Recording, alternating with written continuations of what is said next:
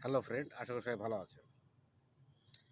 আপনি আপনার প্রথম শত্রু, এই কথাটা আপনি যত তাড়াতাড়ি বুঝবেন,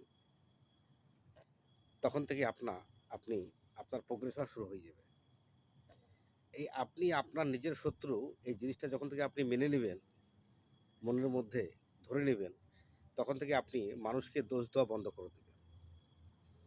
কারণ আপনার অবনতির জন্যে বা আপনার উন্নতি না হওয়ার জন্যে বা আপনার বাধার জন্যে প্রথম যে দায়ী, সে হলো আপনি নিজেই। আপনার দ্বারা এমন কিছু ভুল থাকে, যেটা হয়ে থাকে, যে ভুলটা খুব সূক্ষ্ম, যে ভুলটা নিজেকেও ধরতে পারে না, নিজের ভুল নিজেকেও ধরতে পারে না।